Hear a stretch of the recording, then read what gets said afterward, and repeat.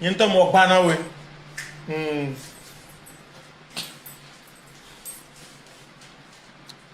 Zaga mle caméra. Mle caméra. Mle caméra. Mle caméra. On se la caméra, mle caméra. On se les tadi voyons. Yeah.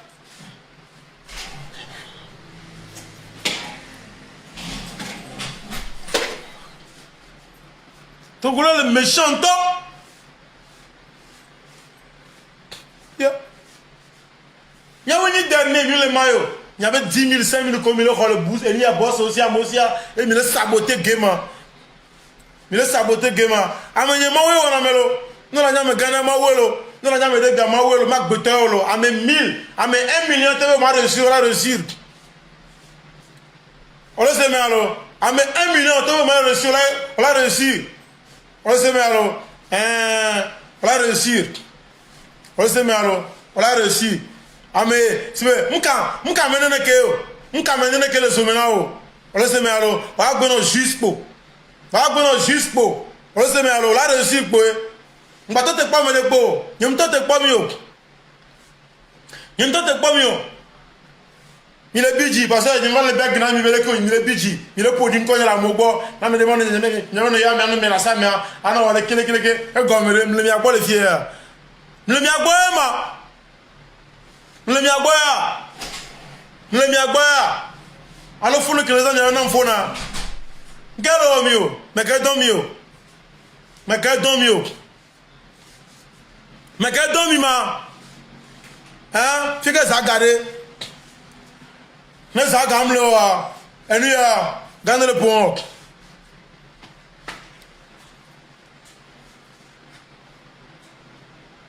h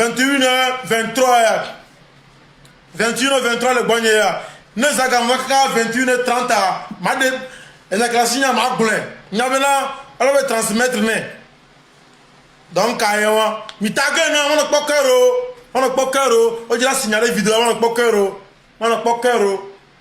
pokero quoi yeah eduke ya ma showbiz ke ya ma hein artiste le togo e 1 million et de ko le ke hunto to le sio tu fais le king me ça et lui amour on connaît bien yo je ne viens avec petom lo BM o se me alo BM mle kano mle benin o artiste no ko million me mla file po fie bele ya artiste no ku on le ku 400 000 me ku le dure me va bien ke pe konere na ni na me jile nko ya bloqué a me jile nko ya bloqué nka wona mi o mi la sima volo nyem dano président ne ko diri volume avire na la kan to le fil nyem comme de pemin de problème molo donc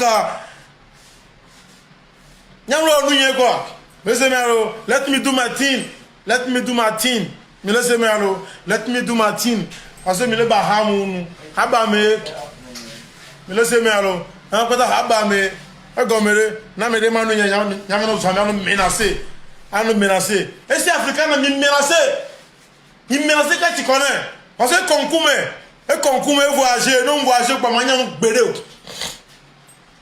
wa amoko voyager bon nya noa ame beni we parce que me voyager avec yo vrai ne que ni fois et tala que signer gbe ana boy côté o be zagaba merci zagaba mo be nyam jagbon so me sta me no toji para zaga parce que me le bondo et le virginam madame nyanya le fie gbe zaga ba mo interview de le Côte d'Ivoire interview mais elle globe encore elle globe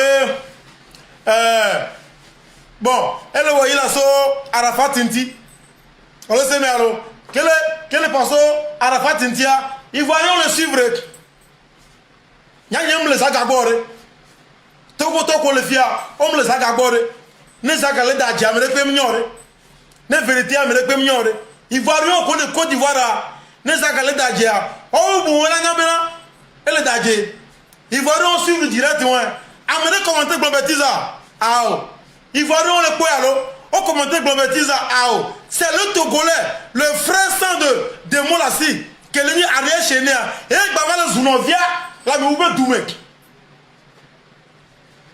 togolais arrière chaîné que ne zagaone mnyocha elle a go frère nié elle a cover elle a protégé elle veut les deux près la mauvais dume et donc pas mon coup mais via togolais trop capture de cananois le partager que ivoirien on tombe hein tellement togolais il est méchant hein arrière chaîné il est quoi. C'est un Togolais, il va nous noir. Il va nous noir. Voilà. Ne pas y il va nous son frère, le frère sans le Togolais. Et il va le poder, nous avons comme jeune homme, tu m'as très fort. Et nous qui avons c'est un Youda. Arrête, c'est un Youda. De moi là-ci, nous le sommes connus. Gare mon ando, voilà profiter. Et nous, quand on a attaqué les Califounes, elle a dit buzz non. On a attaqué les Califounes, non. On dit qu'il y a Togolais, ne deux blâmes le durée, mais nous via Togolais, on a la base. Ne Togolais durée, mais non les toits, nous via Togolais, on avait séné. On a dit, arrête chéné, Youda, arrête chéné, Youda, côté. Il y a un matin, Côte d'Ivoire, tenir nos vignes togolais dans nos vidéos, alors il n'y a pas. Moi, on commente, tiens, menteur. À nos deux, on a mon mot, qui m'avait à me suivre dans mon. Nous, il va rien moi. Hein? Nous, il va rien moi. Nous, il va rien moi. Mais il y a un nouveau bouton, mais Togolais le méchant, Togolais le méchant, nous, il va rien moi. Hein? Nous, il va rien moi. Nous, il va rien moi. On va se démontrer la cible et d'agéo. Et Togolais va les blancs. Mais là, c'est malo. Yoruba, pas me dire, Yoruba, maintenant, arrête, je n'ai pas de Youda, il veut ao. Eh ouais. Là, c'est malo, le possible. Arrête, je n'ai le possible. Le possible. Là, c'est malo, le possible. Un concours, il botte mon nom. Togolo, il est méchant. Yam Nassimele, il botte chaque jour. Chaque jour quoi. Il bottera comme moi, il bottera comme moi, nous Michael Obibe, il y a la copine à bolo. Nous quand on a joué que c'est qu'elle a bébé bon dans le cas. Voilà Togolo, ça comme on se n'a débat. Bah de bon bolo, à de bon bolo. Togolo est méchant donc on a me dit reçu le Dieu mais à bénédiction hein. Me l'esprit, le possible. Mais là c'est malo, le possible. Donc à la chérie Zaga. Profitez de ce qu'elle dit, attaquer quoi? Elle a dit buzz non. Attaquer, elle a dit buzz non. Attaquer. Vous savez, mais alors, regardez-moi, à mes amis, elle est une occasion que là, on l'a winné. Attaquer Zereka, attaquer directement Zereka, attaquer un temps fort.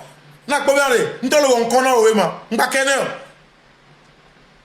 Vous savez, mais alors, m'ba kenel. Vous en dites, il y a un Togolais, mais barré, non, pas mener Togolais, bah, venez.